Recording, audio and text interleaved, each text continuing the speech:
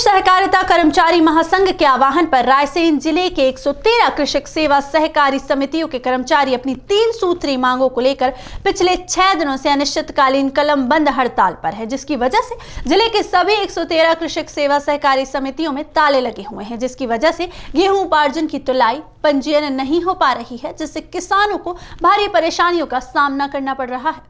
वहीं समितियों के कर्मचारियों को नियमितीकरण के सवाल पर रायसेन उपायुक्त सहकारिता रायसेन मीना डाबर से बात की तो उनका कहना था कि कर्मचारियों के नियमितीकरण की जवाबदारी तो शासन की है, हमने इनकी मांगों के लिए ऊपर बोला है। वहीं गेहूं उपार्जन के कमीशन को लेकर जब बात हुई तो उन्होंने पूरी जवाबदारी समितियों के ऊपर डाल दी और अपनी जिम्मेदारी से बचते हुए उन्होंने कहा कि अगर समितियां हमको समय पर लेखा जोखा बना के देगी तो हम कलेक्टर साहब और डीएमओ से बात करके इनके कमीशन प्रदान करने की बात करेंगे।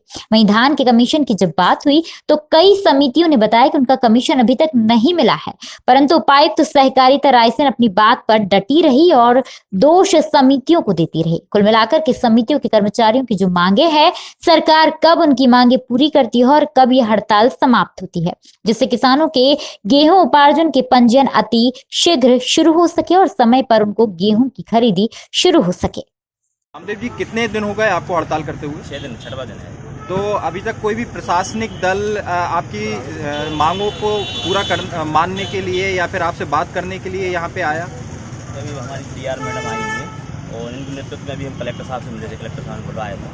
तो जो स्थानीय मांग है कमीशन की और ये हमारी पेमेंट का तो वो तो दिलवा रहे हैं, लेकिन हमारा जो मेन मांग है केडर नियमितीकरण करा जाए, वो नियमितीकरण शासन स्तर पर है। अभी आप कलेक्टर साहब के पास गए थे कुछ लोग, तो क्या आश्वासन मिला आपको? आश्वासन जी में का पंजीयन चालू कर दें और नान जो पेमेंट लेना पेमेंट दिलवा रहे हैं, बाकी आपका जो नियमितीकरण का है वो शासन स्तर पर शासन लेके भेज दिया है। तो क्या आप कलेक्टर साहब की बात मान के काम पे लौटेंगे? देखो क्या है, विचार बनाएंगे, हमें सुंदरकांड चल रहा है और हमारी बैठक बुलाएंगे जिला कार्यकारिणी में, डिसीजन लेंगे। तो इनकी नियमितीकरण की जो मांग है वो तो शासन स्तर से ही समाधान होना है। शासन स्तर से भी समिति गठित हो गई है और वो इनके संगठन आज चर्चा करके हल निकलेगा उसका नियमितीकरण का। और बाकी के जो उपार्जन से संबंधित पेमेंट बाकी है तो ये समिति वाइज हमें बताएं, हम नान से और डीएमओ से कलेक्टर साहब से आग्रह करके दिलवाएंगे और दिलवाते ही हैं। अभी भी कलेक्टर साहब ने कल भी इनसे नान को और डीएमओ का कहा कि किस समिति का धान का पेमेंट बाकी है उनको धान का पेमेंट करवाओ।